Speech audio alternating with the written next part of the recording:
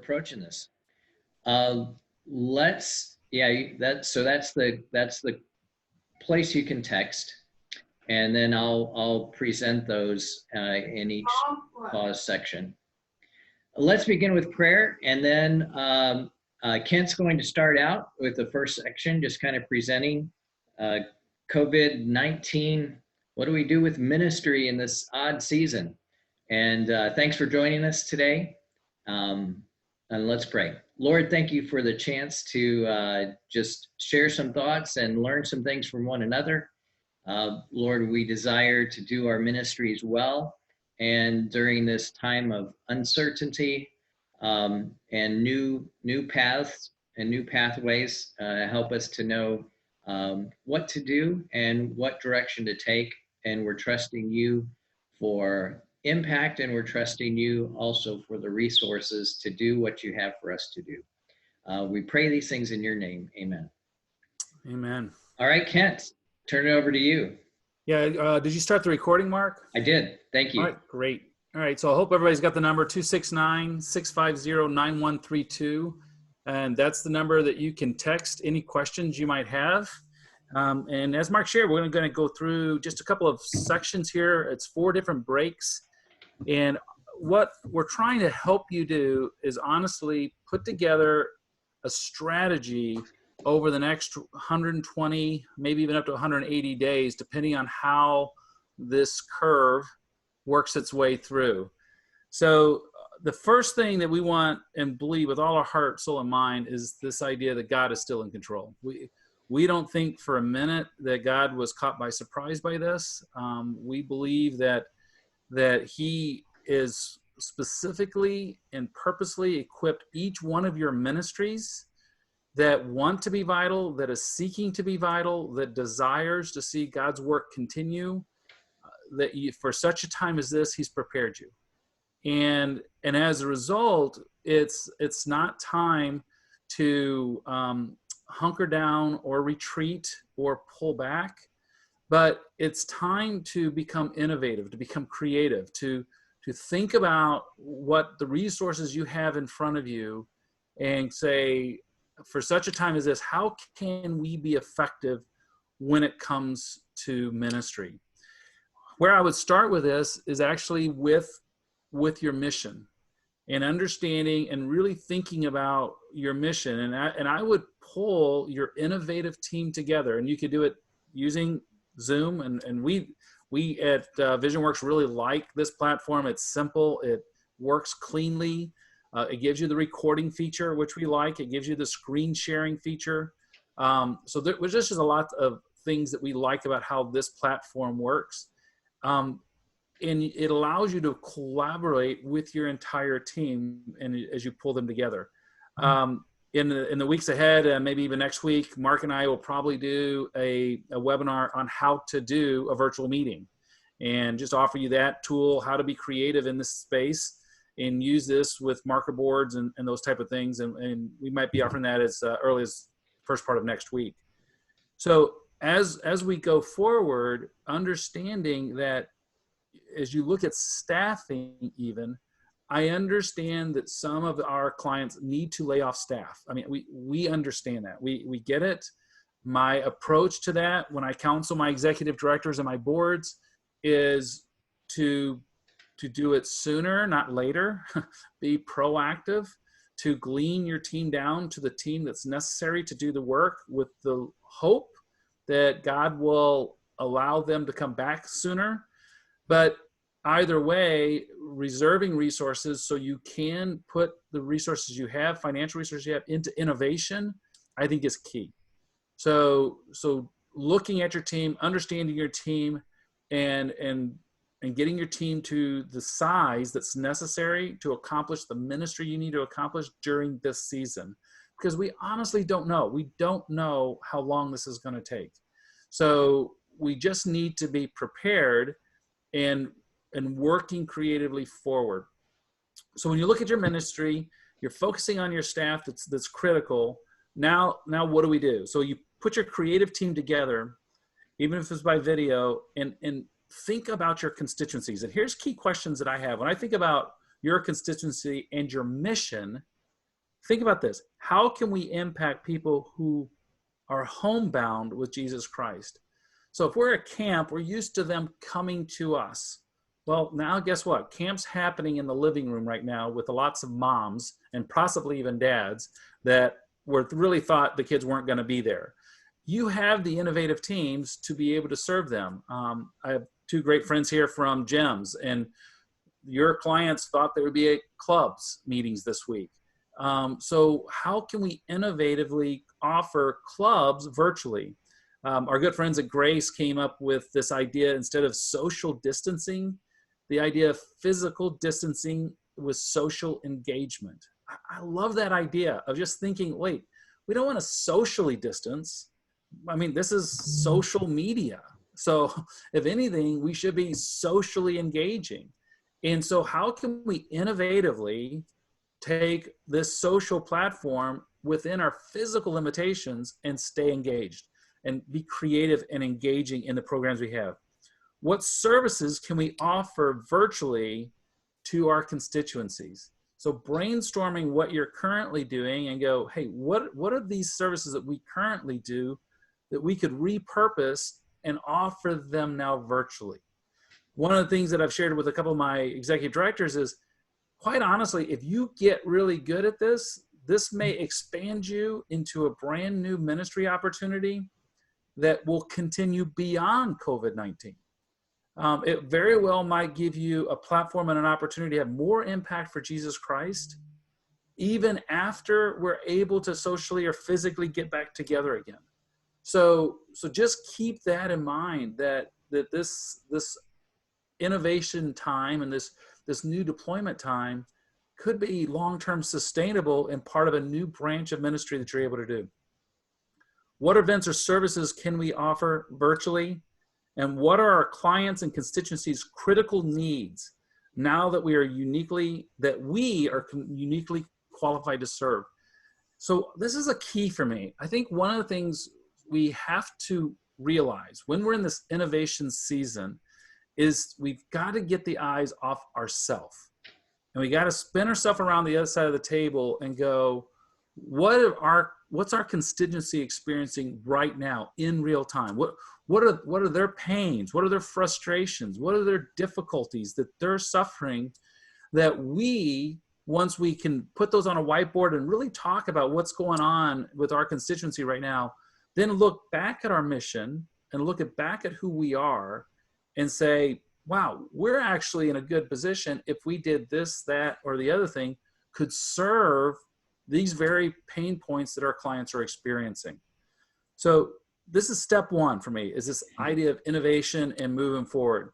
So if you've text questions or you got something you wanted to dive a little deeper on here, we want to make this interactive for you. So go ahead and respond to Mark, or Mark, thoughts you might have. As they're considering that, here are a couple of practical things to help get you thinking.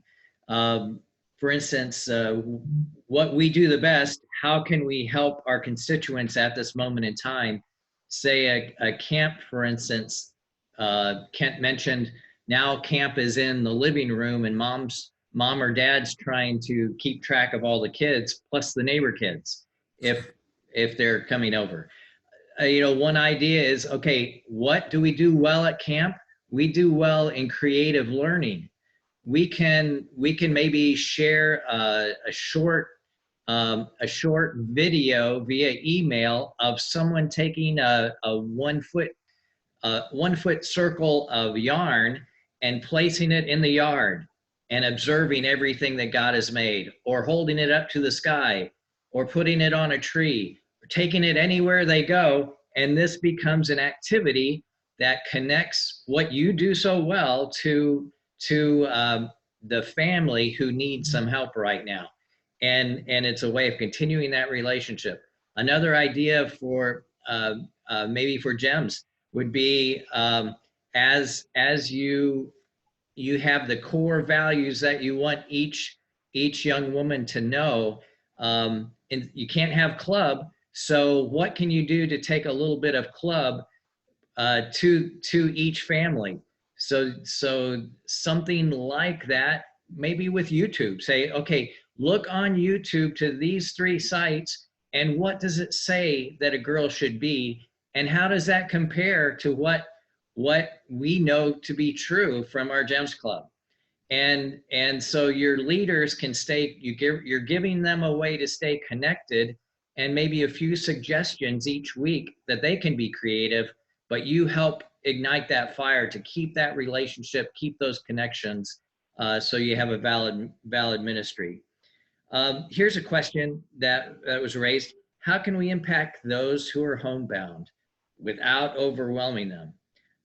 Moms are getting so much info, and how how do we time the messages? How much is too much? Uh, we kind of talked a little bit to that, but yeah, you're right. There is so much overwhelming things. So timing, you don't want to send something every day, but maybe once a week. Kent, do you have any ideas on that? Yeah, I mean, I definitely think that and as I've spent some time thinking about this and watching my own grandchildren, so I'm right there with you, Jill. With our grandkids are over about 3 times a week, at least, and what's happening is you have to understand parents are making choices right now to soak up time and space that they had not initially planned. I mean, these children were going to be at school, and now they're home, and they're trying to figure out, what do I do? They would love to offer something of great wholesome value that's better than Sesame Street, NPR, or the Toon Network. So I believe that with all my heart, soul, and mind, that parents would love to have an opportunity for an hour that their children could be part of something that is a weekly repeatable opportunity. So I don't think you would overwhelm them with a ministry offering that you could provide for them, with the staff that you have. And if it's an hour a week, if it's an hour a day, if you have the capacity, that they know that their kids could be in front of a virtual experience that is teaching them about Jesus Christ, kind of a virtual vacation Bible school. I don't think your parents are going to feel overwhelmed by that. And I think they're going to vote in or engage based on if it fits their need and fits their time frame. So I think if you're offering them services, then I think they'll be more inclined to engage you, as opposed to selling them services. So I don't think it's the right season as you're innovating to be doing this for fee. I think it's the time to do it as an offering of ministry to meet them at their need. And then as you proof of concept and sustainability in 30, 60, 90 days, then there might be an opportunity for you to add a revenue stream to this. But I think initially your goal should be deployment. What can we do? What can we find and get out there that people would actually experience and find valuable? Okay, let's move on to the next section unless there are other questions. And feel free to go ahead and text those in as you go, and we'll move on to the next one, and we can jump back a little bit if we need to. So number one question I probably have received in the last 3-4 weeks is regarding funding. What do we do regarding our need to raise money given the situation that a lot of things have just dramatically changed?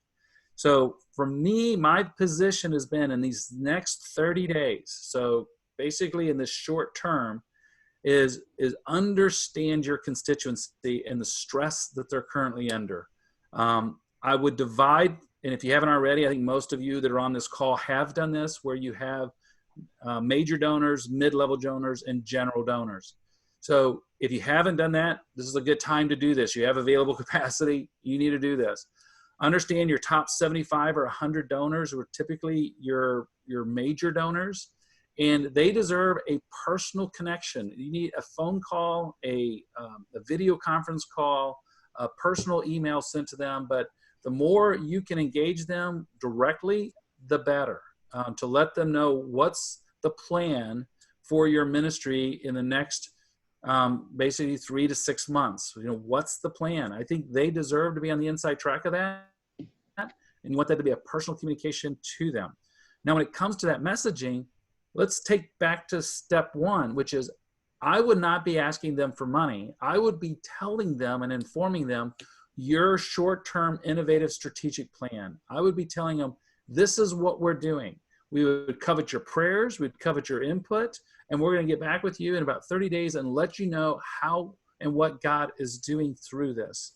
And I think that understanding that sensitivity of putting them first, their needs first, their ministry first, their personal situation, understand that if we're talking about people that are in our major donor category, many of these are business owners. And if they're business owners, they're facing layoffs. They're letting people go right now in order to maintain their viability. Many others are elderly and they're at the high risk. And so I don't consider myself elderly. I just happen to be uniquely physically in a situation where I happen to fall into the high risk category as well. So I know for the first time in my life, I sense stress and a little bit of pressure that I've actually never felt before, which is it's a new experience for me to feel an undercurrent of tension and awareness to who I'm around and when I'm around them, given my own physical condition.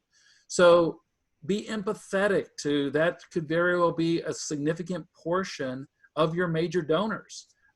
They could be fearful. They could be very concerned. They could be concerned about their long-term viability if they got exposed to COVID-19. So I just share that so that our lead isn't a financial ask. Our lead has got to be a concern for our constituency and where they're at in their reality. Now, as I'm speaking and as I'm talking with my constituency, especially those in the top 100, I can almost guarantee you there are going to be those that are going to immediately ask you, what do you need? What is your financial need? How are you enduring this? What can we do to help? And if they do, then by all means, you can be fully disclosing on your financial situation and what you're projecting. What I'm telling you though is don't lead with that. Don't lead with an ask. Be responsive if they inquire and ready to tell them what your need is, and be fully disclosing. If you know financially you could be in a very tentative situation in the next 30, 60, or 90 days, don't be shy. They're on the inside track. They need to know this. I had one of my clients, they've been working with an estranged donor for 2 years now. They had stopped giving. And they called them last week. And this has been a very, very complicated relationship that we've been very, very involved in and trying to help with. But this situation of COVID-19, they immediately recognized that this could put the ministry in jeopardy. And so the response was, after all these, literally almost 3 years of not giving, they turned around and immediately gave a gift of over $200,000. So if they're leading, then don't reject it. Be receptive to it and understand some of your major donors are going to be feeling that way. Mark, you have other thoughts regarding the major donors, then we'll get down to the mid and we'll talk about general donors too. Yes, one of our clients we've been working with kind of had in the past month or two, a felt need to always ask major donors for resources. And I just talked with them this morning after we've been trying to coach them and guide them. It's about building that relationship, and every call doesn't have to be an ask. And so they had just spent the past week making a lot of calls, and were very encouraged that people were receptive just to let them talk and share their needs and pray with them on the phone. And so they're seeing the steps towards the relational development as this is a huge opportunity and something that they had been neglecting. But this is a great opportunity to truly have the relationship be two-way and not just us coming to them for needs. You know, and I want to speak to Steve's question there about how transparent should you be. I think with your major donors, you can be 100% transparent. I think you lead with the hope of saying, our belief is we think if God would allow that here's the best case financial scenario. If God tarries and he waits and he does not clear this so we can offer programming, this is what ultimately this could mean to us come December of 2020. I think your major donors are ready to hear that and are willing to hear it. I definitely am not a gloom and doom, so I think you got to show the range, since none of us can predict what that may mean. One of the things we were talking about with another client was, God could provide but even if a cure came, the deployment of that cure is not going to be overnight. I mean, especially in the United States. I mean, we'll go through a lot of testing before that becomes readily available to anybody.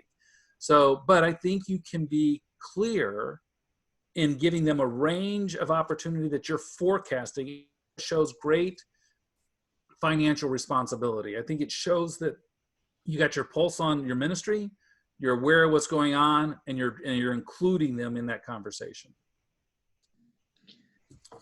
Kent, another question came up in that there's been a lot of focus on dealing with updating practices, and let's go ahead and take this while we're at a pause. Dealing with updating practices on COVID restrictions. Is it okay to bring up topic to leadership of brainstorming on how to meet the constituency's needs? Yeah, matter of fact, I think one of the things that this gives us space and margin to do is actually do some huddles very much like this. And something we're also talking about doing is hosting some executive corners or board corners where we can bring people across the nation together that are of like genre. So my camping executive directors could come together and be in a huddle, but you don't need us to facilitate this. I would be proactive. I would be calling some other ministries that are youth organizations, much like GEMS or our camps or Christian schools, and create some huddles where you're able to talk about this and go, what are you doing? What's your plan? I was in a conversation with a Christian school this last week and understanding that the things that apply to a public school and the lockdown and the restrictions of being able to do teaching and education that counts don't apply state to state to Christian schools. So Christian schools can still do, in many states, education that counts for credit.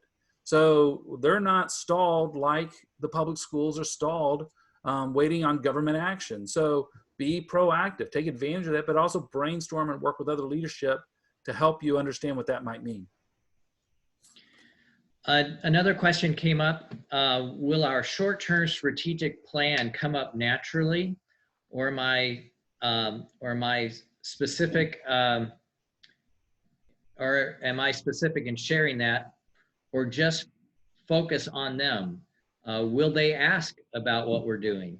And I think I think a couple of points that Kent's made speak to this a little bit, is that it is important for you to let them know ministry's continuing. And in this short term, this is our plan. And this is how we're innovating. That will comfort them and encourage them. And then it's good to acknowledge them and their needs. I go, things must be different for you. How are you? How are you being affected? And so yes, share with them, because they're concerned about you and your viability and your continuing in ministry. But then it's a natural way to ask about them as well. Yeah, I think that is spot on. I think that as you go through that first part of this section, that creative exercise of innovation, and you write out your first 30-60 strategic deployment plan, that I think that's a great call to your top 100 donors, and let them know, hey, we're not retreating. We're going forward. We're executing ministry. And I think in the long run, what you're going to find is those ministries that have adapted, that become creative, that become innovative, are going to have long-term sustainability with both their constituency as well as with their funding. Because in the long run, what people want to know is their investment in your mission. to impact people with Jesus Christ, to reach more people, to evangelize girls everywhere. Is that still going on? And are you achieving that? And that's the message in the long run that I think will carry your ministry forward. So anything that you can do to bolster that and put that into a clear initiative and strategic plan over these next 30, 60, 90 days, and then communicate that to your constituency, I think you're going to find them supportive. And they're going to want to be part of that mission going forward. Okay. Let's talk about mid-level donors a little bit. Let's move to the next topic. Okay. Understand that this mid-level bracket could be very impacted by COVID-19. This is your population that may very well be laid off. This is the population that is sitting at home right now trying to figure out how they're going to survive their children. So this population in particular is very sensitive. So communicating them what we've already shared, that you would communicate with your major donors, but do it electronically. Do it through an email campaign. Do it through posts on Facebook. You can do this through a public post on your website about what you're doing, and offering opportunities to pray for them, to minister to them, to connect with them. Once again, no ask, but make sure that you're recognizing their need. The other thing I wanted to put in here is understand time, talent, treasure, temple, and testimony, that when you're thinking about your donors, don't just get caught up thinking financial. Realize you got volunteers that aren't getting to volunteer. You got prayer warriors that aren't getting to pray because no ministry is going on. So make sure as you think about your different areas of ministry that you're thinking about the entire stewardship of your constituency and their engagement, so that you're communicating with all of those areas and not just getting caught up just with our messaging just to our people that are financially supporting.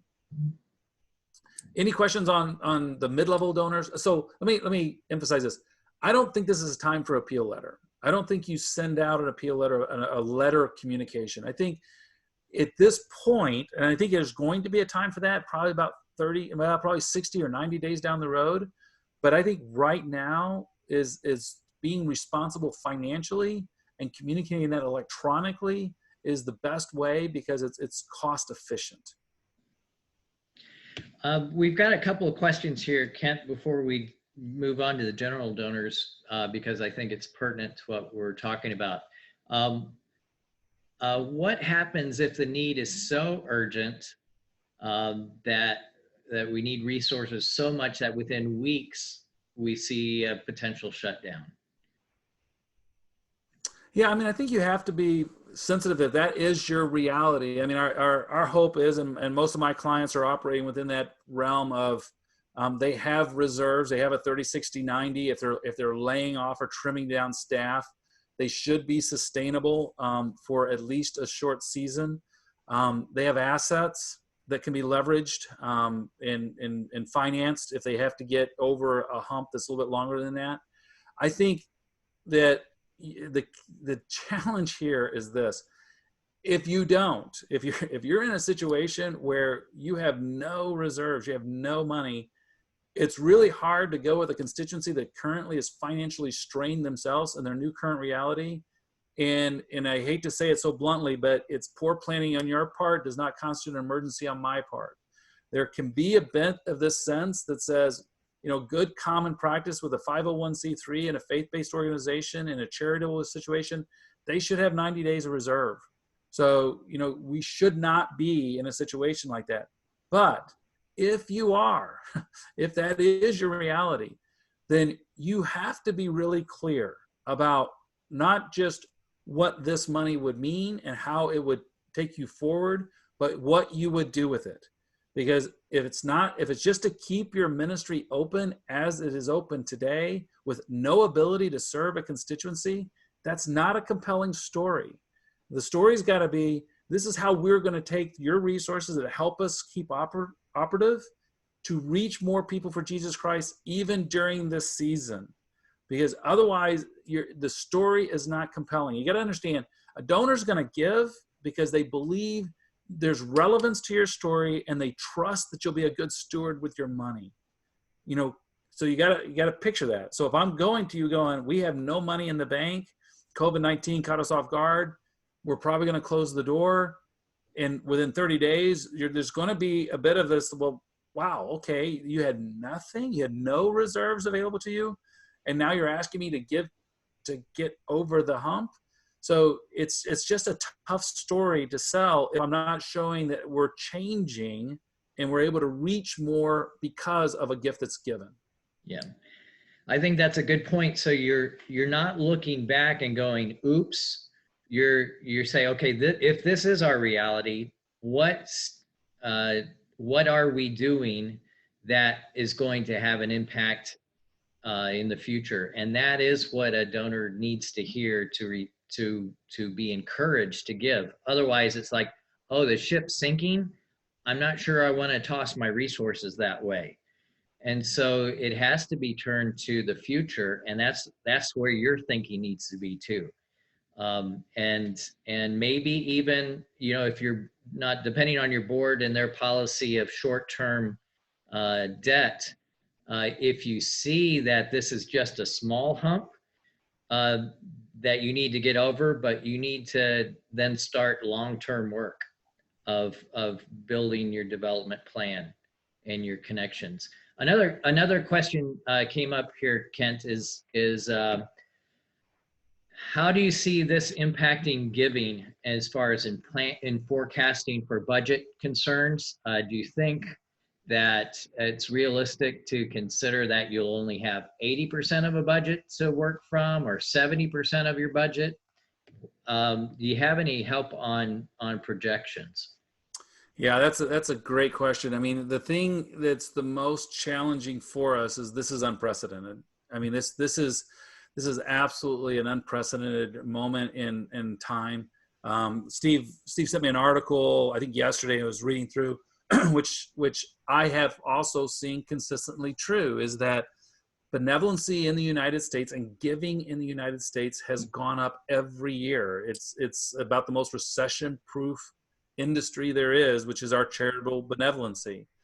But this is catastrophic economically, I think, maybe even more so than the disease is itself and the virus is when it comes to impact on life. So I don't know how to answer that, to be honest with you. I don't know if we've experienced anything like this. I think in my heart that those ministries that adapt and communicate expansive mindset and growth and serving their constituency are going to be the ministries that people fund.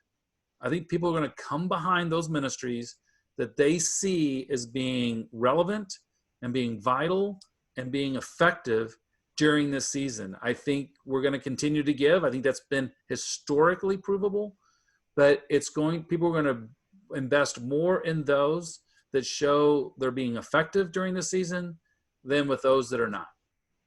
Yeah, and I agree with that. My experience in leading a ministry is even in economically even in a big recession, people continued to give and gave more, not because we asked the right way but because we focused on ministry and mission, and we're seeking to continue to do that better and better.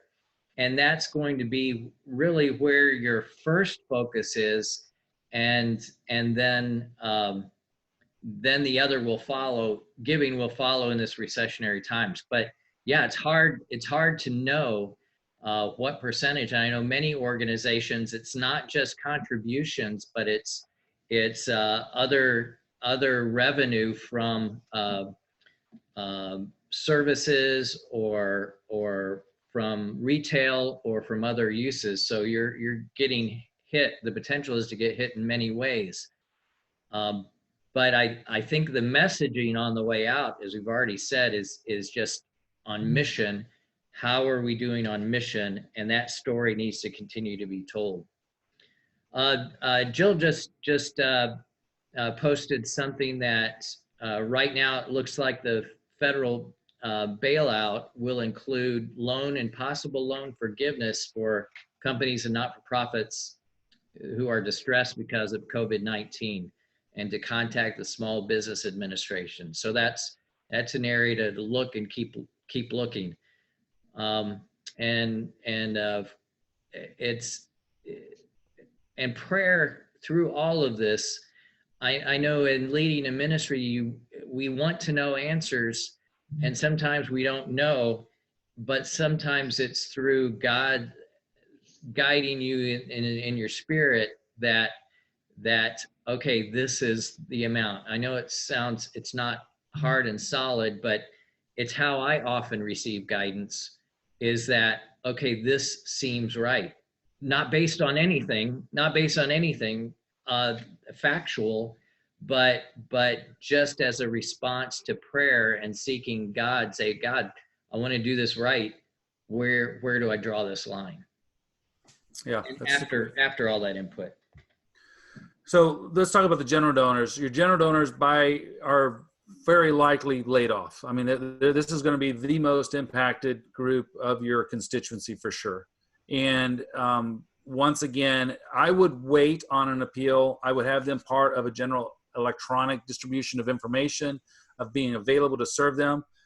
And I think what Mark just shared is an area of opportunity that, once again, I think you could provide, which is prayer, and having specific times that are available for people to call in and to be prayed for, to be part of a prayer network, to text in to be prayed for. These are things that I've actually done personally with groups that I've worked with and discipled, where we're on a text group, just us, and we're exchanging prayer requests in real time, and we're working and serving each other. And I think that understanding that these two areas of both praying for our constituency and praying for innovation and creativity within the ministry is critical. If the Lord leads in this, then you're going to see God's hand on you through this. And that's where our focus is through all of it. Here, just a couple of thoughts as we wrap this up. This was mentioned, but I'll just going to lay this out kind of. This is how I would approach the next 120 days. In your first 30 to 60 days, it's design, innovate, ministry. I would be pulling your team together and actually doing a brainstorming session like we talked about at the very first. If you want Mark or I to facilitate that, we'd be happy to do that virtually with you. We're not as concerned about, well, I guess I am. So we'll definitely do this virtually with you. In the next 60 to 120 days, it would be the innovative ministry deployment. I would want to have a plan put together so that you're actually executing ministry here in the next 60, maybe 45 days from now. The sooner the better. And I'll share this. I honestly think anything worth doing is worth doing poorly at first. Get something out there. Start serving your constituency. You know, I had a great entrepreneur that I worked for years, and his mantra, which I'm sure he took from one of the books he read as he read voraciously, was ready, fire, aim. And in this scenario, I think it's ready, fire, aim. I think you've got to get something out there and start showing your constituency that you're vital, you're interested, you're going to learn, and you're going to grow. And you want to be part of the solution for ministry and the gospel, and not those that are waiting to see what God is going to do. Then in the next 100 to 180 days, it's results and reporting. This is when you can go back to your constituency and say, we've done this, God showed up like this, and now we want to do this much more. And now you can talk about, do you want to join us financially to help us do more during this season of transition while we're still trying to get through COVID? And I think that that's the time when an appeal may be more direct, because you're talking about results. You're talking about your innovation. You're talking about your creativity. And even now, resource-wise, you may be getting a better picture about what this is going to look like come the end of the year and when ministry may or may not be able to be restarted. But now the story is better established, and they realize you're proactively serving, and the appeal becomes much more compelling. So that would be my timeline, a strategy over the next 6 months, 3 to 6 months as you roll forward. And of course, leading all along with this idea of ministry during this time through innovation. Now, Mark's going to share a little bit about a virtual event. If you've been, and I have a couple of my clients that got caught right in the middle of this. The event was going to happen Monday, like next Monday. And all of a sudden the carpet got yanked out from under their feet, and we're not doing an event because unless we can do an event with 5 people, but otherwise we can't do an event. So what we are doing then is coaching and encouraging our clients to hold the event virtually so that they can still generate some sort of revenue. Now, here's why I say that. Because people were planning on it anyway. People had committed to it anyway. In many of these cases, they've already raised the money anyway. I know one of my clients here that's on this call, they have corporate dollars that have already been raised for the event. So they don't want that money back, but they would like to know what's going to happen with it. So communicating that this is what we're going to do, and one of my clients is going to postpone the event they intended for later in the year, closer to June. But they're going to do something on the night they had scheduled for the event next week. So those people that were planning on it, want to be a part of it, or anticipating it, can still participate in it. And there's an opportunity for a revenue bump during that time. Mark, share a little bit about what you shared with me earlier today about one of your experiences. Yeah, just another thought along this line is that during the season, people are looking for something to engage with. They're looking for something fun. They're looking for something out of the ordinary. One can only take so many walks and watch so many Netflix series. And so they're looking for something new and fresh, something out of the ordinary. And they're talking to a lot of their friends. And so with an event, remember that it's not always about the event itself. An event just creates opportunities for people. It equips people to talk about your mission and ministry with others. And so that being the greatest value of an event, it can still be utilized in this season. My daughter works with Autism Delaware, and they have a walkathon planned. So all the teams were raising funds, and then COVID happened. Well, they're just transitioning into a virtual event, and it's the same thing. People are still talking to their friends, they're still raising resources, and they're still going to have this event. It's just going to be a non-event. In other words, they're walking, but they're not walking together. It's not a big party. But again, the greatest value of an event is you're equipping people creating focus and energy so that they're excited about talking to others about what you're doing. And I think with some virtual methods and some other experience, you can create that same celebration, like a Facebook Live event, and everyone participating, they're throwing comments in, and you're creating some type of celebration along with that. But an event, just remember why you have an event in the first place. It's not so you can swing a golf club. It's not so you can have a nice dinner. So just rethink the best strategy in this climate, because people are looking for special things. I was looking forward to a Zoom call with our small group. It's like, I don't normally look forward to calls. I just don't. But I was, because it created something new in my day. and especially during this time when we aren't getting out and about as much. So this could be an excellent time to create some new dynamics that really people are hungry for and can utilize. That's great. Here's a question that just popped up in relation, in light of your previous statement on not asking now due to people's financial situations. Would that not apply to peer fundraising as well? Uh, yeah, it's a good question. And I think peer fundraising might be slightly different because you're not asked. Sometimes when we're fundraising for our organization or talking to people about events, uh, the pers- the feel is that we're asking for ourselves. It's self-beneficial.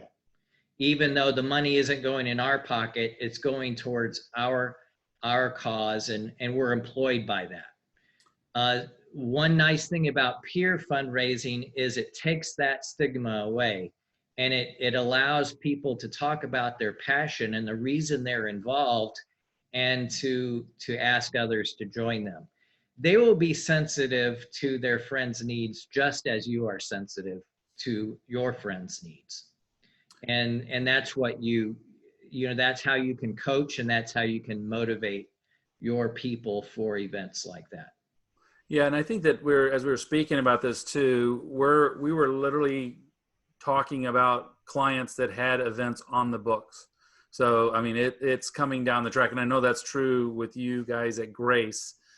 And I think that if you're able to stop it early enough, then postponing the entire event is the ideal choice.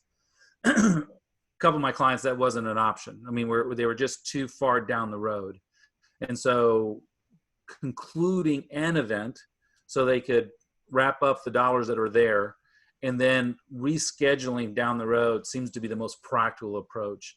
But I really like what Mark just shared. You know, the one thing about peer-to-peer fundraising is I do a lot of coaching and training and equipping for 20 years, trying to get people to know how to ask their friends for money. And at the end of the day, people have a great sensitivity of not making themselves uncomfortable with people they know would be inappropriate to ask. So if I know my neighbor just got unemployed, I'm probably not going to ask him for sponsorship. And they have a greater feel of that than you or I, because they know better what that constituency is looking like.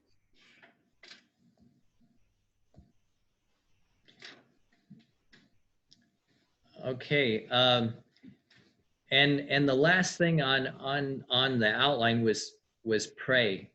And I think we've emphasized that some already, but really this is what we're seeing a great need for, because there are so many unknowns. We're used to doing it with our own skills, our own intellect, our own creativity, and with there being a um, considerably larger number of unknowns, I think is even, it points to, hey, we don't have this, but God does, and so God, show us one thing to do next, and taking then action steps. We must be active, but we must be prayerful. Kent? There's something else. You have our numbers. I mean, everybody here are friends of mine. So if you have a request of something that you'd like Mark and I to speak to next week, we are planned to do how to do a virtual meeting more effectively, more creatively. We're going to have some props that I want to use and show how to do that. So if you're looking at going into an innovative session and you want to have some tools for that, we'll be doing that next week. Thank you all. You've blessed us for being part of this with us today. I hope it's been helpful, and we'll be looking forward to continuing to practice physical distancing, but social connection. Yes, So, and feel free to continue to share your questions with us, and we'll respond as soon as we can to those specific questions. real good. So thanks for joining us. Yep. We'll see y'all. Thanks, guys.